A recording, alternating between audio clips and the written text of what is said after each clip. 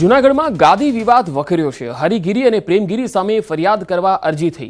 નાના પીર બાબાએ અરજી કરી। અનધિકૃત રીતે કબજો લેવા અંગે ફરિયાદ અરજી થઈ। ધાકધમકી આપવા, અપશબ્દો બોલવા અંગેની આ ફરિયાદ અરજી આપવામાં આવી। હરિગીરી અને પ્રેમગીરી બંને સામે એ ડિવિઝનમાં ફરિયાદ અરજી કરતા હરિગીરીએ ધાકધમકી આપી પ્રેમગીરીને મહંત બનાવ્યા હોવાનું પણ ફરિયાદ અરજીમાં જણાવાયું છે।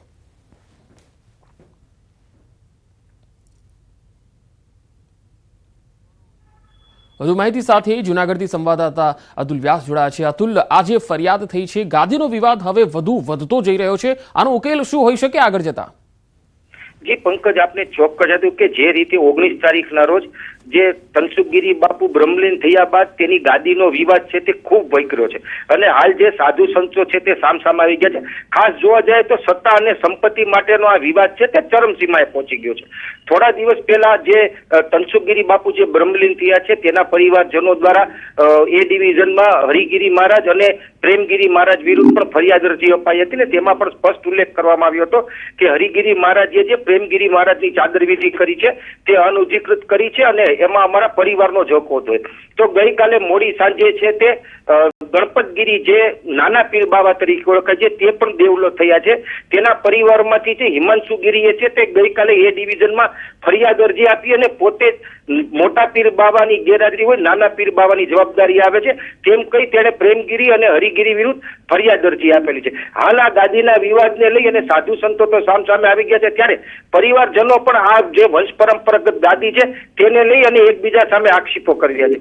બીજી તરફ જોવા જાય તો જે આ ભવનાથ મંદિર છે તેનો વહીવટ હાલ કલેક્ટર શું નિર્ણય છે તેના ઉપર મંડાયેલો છે। જી અતુલ, આભાર માહિતી આપવા માટે। સુરત પ્રાથમિક શાળાના આચાર્યના વિદેશ પ્રવાસ અંગે એક મોટો ખુલાસો થયો છે। શિક્ષણ વિભાગને જાણ કર્યા વગર એક બે નહીં 33 વખત દુબઈ પ્રવાસે ગયા હોવાનું સામે આવ્યું, એ પણ વર્ષ 2023 થી 2024 દરમિયાન। સુરત નગર પ્રાથમિક શિક્ષણ સમિતિના શાળા નંબર 285 ના આચાર્ય પરવાનગી લીધા વિના વેપાર અર્થે વિદેશ જતા હોવાનું સામે આવ્યું। વેપાર હવે સૌથી મોટી વાત તો અહીંયા એ છે કે અગાઉ પણ કરોડોની લેતી દેતીમાં અપહરણ કરી અને માર માર્યાની ફરિયાદ નોંધાવી હતી। શાળાના આચાર્ય દ્વારા તેના મિત્રને 3.5 કરોડ આપવા બાબતે માથાકૂટ થઈ હતી, જેને લઈ આચાર્યનું અમદાવાદ ખાતે અપહરણ કર્યા બાદ તેમને ઢોર માર મારવામાં આવ્યો હતો। તેની આચાર્ય દ્વારા જે છે એ સંજય પટેલે પોલીસ ફરિયાદ પણ કરી હતી। આ અંગે સુરતમાં શાસનના અધિકારીને કોઈ જ માહિતી નથી। હાલ તો આચાર્ય અકસ્માતનું બહાનું કાઢી મેડિકલ લીવ પર ઉતરી ગયા છે। સુરત નગર શિક્ષણ સમિતિના જે શાસન અધિકારી છે મેહુલ પટેલ, તેમણે જણાવ્યું છે કે કોઈ પણ શિક્ષક કે આચાર્ય વિદેશ પ્રવાસે જાય તો ફરજિયાત સંબંધિત સરકારી અધિકારીને એનઓસી લઈને જાણ કરવાની હોય છે।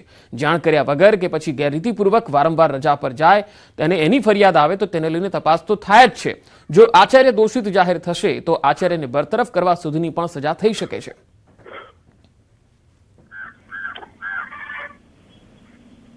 પરમિશન વગર વિદેશ પ્રવાસ કરી રહ્યા હતા તો એ બાબતે અમે પ્રાથમિક રિપોર્ટ મેળવ્યો છે અને હવે એની ઉપર અમને કારણદર્શક નોટિસ આપી છે અને એમને જવાબ રજૂ કરવા માટે એમને તક આપી હતી।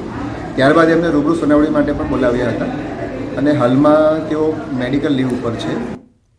વધુ માહિતી સાથે સંવાદદાતા સુરતથી કીર્તેશ પટેલ જોડાયા છે।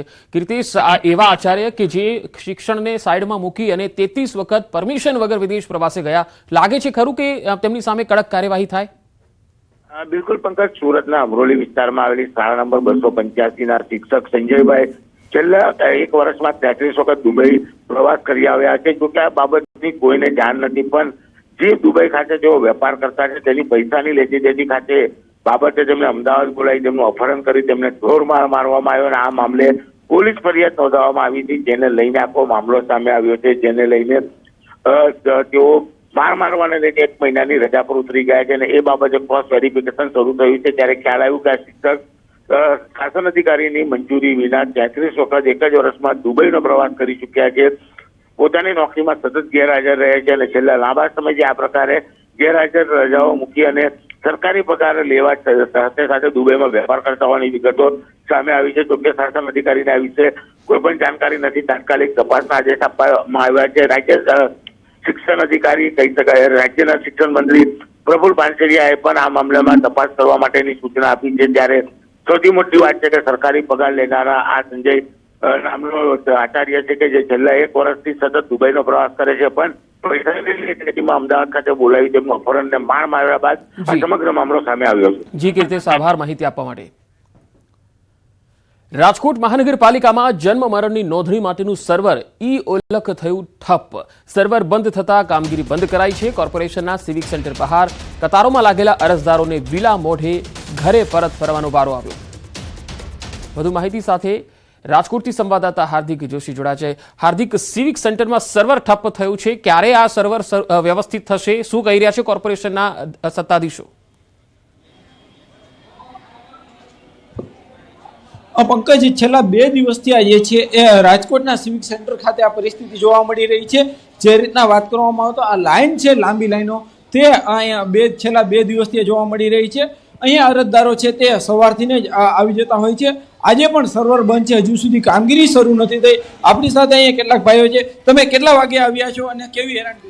અડધો કલાક થયો સાહેબ આવ્યા એને. હેરાનગતિ આ 3જો દિવસ થી આવ્યા એને. પરમ દિવસે આવ્યા હતા, કાલે આવ્યા 1.25 કલાક લાઈનમાં ઉભા રહ્યા, પણ કાલે સર્વર બંધ હતું એટલે નીકળી ગયા ઘરે. અને આજે વહેલા આવ્યા છે. હવે જોઈએ શું થાય છે, જોઈએ હવે શું કરીએ છીએ. આ લોકો ખોલીને સર્વર ચાલુ થાય તો કામ. અહીંયા કેટલાક મહિલાઓ છે, બાળકો સાથે આવ્યા છે, બાળકો સાથે હેરાન થઈ રહ્યા છે. આપણે એમની સાથે વાત કરીશું. બેન, ક્યાંથી આવો છો? શું પરિસ્થિતિ? ડેમ પાસેથી આવું છું. 4 દિવસ થઈ ગયા છે. હા, પરમ દિવસ 2-3 છોકરાઓ છે મારે, 3 એને લઈને આવી હતી. આજ એકલો આવ્યો હોય અને હા, ત્યાંથી આવતા પણ રિક્ષા નથી મળતી તોય આવું જ છું. અહીંયા જે છે બાળકો સાથે લોકો આવી રહ્યા છે, મહિલાઓ આવી રહી છે, તેમને જે છે હેરાનગતિનો સામનો કરવો પડી રહ્યો છે. આ લાઈનો છે તે જોવા મળી રહી છે. પારાવાર મુશ્કેલીનો સામનો કરવો પડી રહ્યો છે. આ સર્વર ક્યારે શરૂ થશે તે હજુ સુધી ખ્યાલ નથી આવી રહ્યો.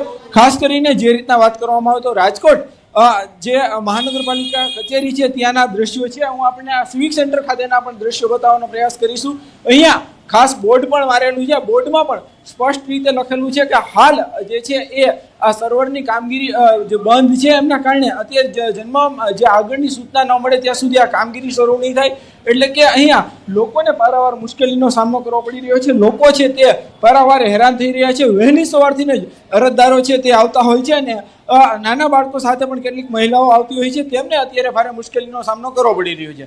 જી હાર્દિક, રાજકોટનો તો સ્માર્ટ સિટીમાં સમાવેશ થયેલો છે, વર્ષો થઈ ગયા, અને આ પ્રકારની સ્થિતિ જ્યારે રાજકોટમાં જોવા મળે, જ્યાં સર્વર ઠપ થાય, 3 દિવસ સુધી લોકો લાઈનમાં ઊભા રહે, કોર્પોરેશનના કોઈ પણ વ્યક્તિએ આ બાબતમાં ગંભીરતાથી કામ લેવું જોઈએ. 3 દિવસ શેના લાગી જાય છે? તો શું આ બાબતે કોઈ નિવેદન આપ્યું છે અધિકારીએ?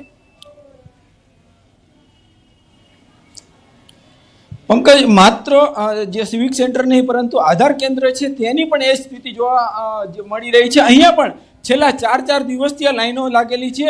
અહીંયા જે છે કહી શકાય કે સર્વરનો પ્રોબ્લેમના કારણે લોકો ભારે મુશ્કેલીનો સામનો કરવો પડી રહ્યો છે. હવે જે હું આપણે દ્રશ્ય બતાવી રહ્યો છે તે આધાર કેન્દ્ર બહારના છે. અહીંયા પણ 25-50 નહીં પરંતુ 100થી પણ વધુ લોકો છે તે લાઈનમાં હેરાન થઈ રહ્યા છે.